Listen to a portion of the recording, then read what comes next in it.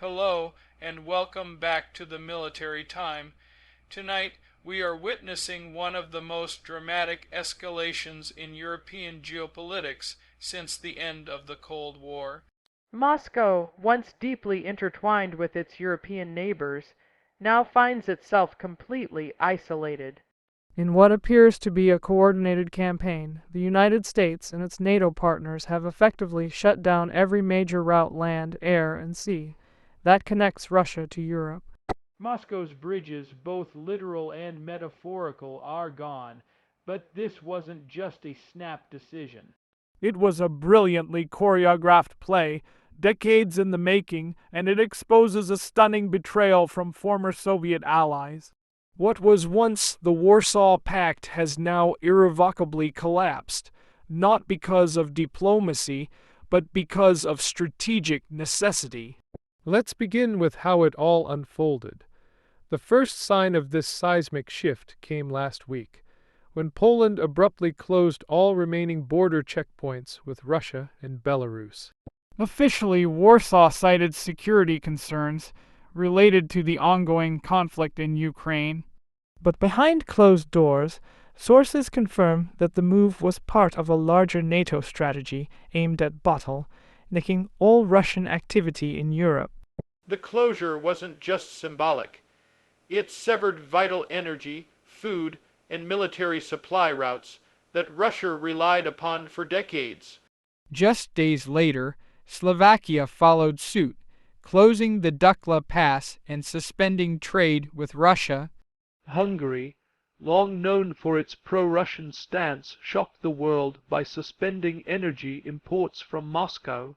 Hungarian Prime Minister Viktor Orbán, under pressure from Washington and Brussels, declared that Hungary must secure its future within the European family.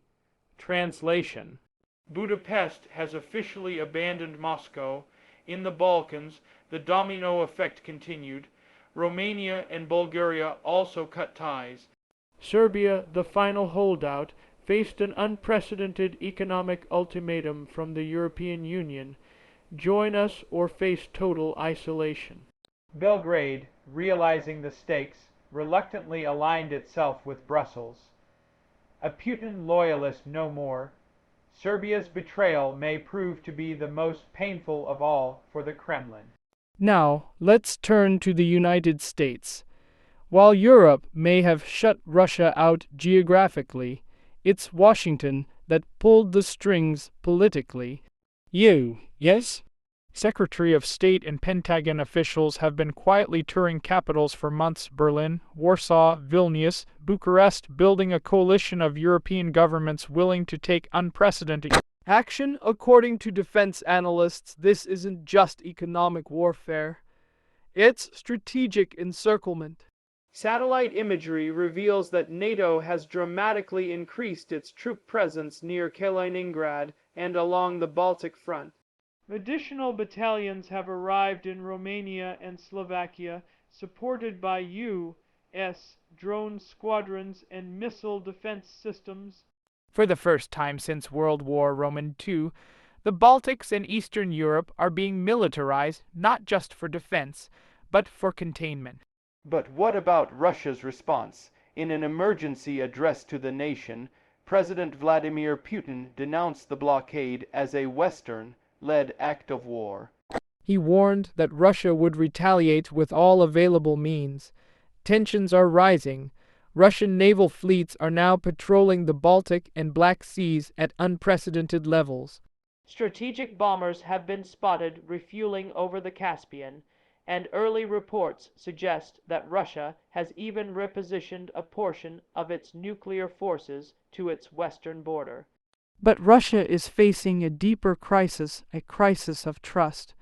For decades, it depended on Europe as a market for its gas, oil, timber, and aluminum. In return, it received not just revenue but leverage. Now, with the bridges dismantled, Moscow is turning east to China, India, and the Middle East. But these markets cannot replace Europe's scale or proximity. The Kremlin is scrambling, rerouting energy through the Arctic and Caspian pipelines, but these pivots are costly, slow, and insufficient. Meanwhile, Brussels and Washington are tightening the screws. Europe has made strides to replace Russian gas with American LNG, Norwegian pipelines, and even expanded renewable sources. Sanctions have been extended to include Russian banks, ports, and aviation companies. SWIFT bans remain in place, and Russian cargo vessels are being turned away from European ports. Back in Moscow, criticism is mounting. Business leaders, economists, and even oligarchs once loyal to the Kremlin are warning of an economic crisis worse than the 1990s. The ruble has fluctuated wildly as foreign reserves begin to drain. Food prices are skyrocketing. And discontent among younger Russians is growing. Many now see the blockade as a result of Putin's miscalculated war strategy. As the Kremlin becomes increasingly isolated, the risk of desperation grows. Military analysts warn that Russia might resort to more extreme measures, cyber attacks against European infrastructure, hybrid warfare across the Baltics, or even a limited military incursion. Break the blockade. Meanwhile, the U.S. is not backing down. Washington has openly declared its intent to ensure that Russia has no access to European markets or military corridors. Officials have hinted that more sanctions are coming, and potentially a formal NATO declaration of a strategic defensive posture against Russia. For all intents and purposes, that would mean the start of a new Cold War, but this conflict is no longer just about borders or ideology, it's about survival.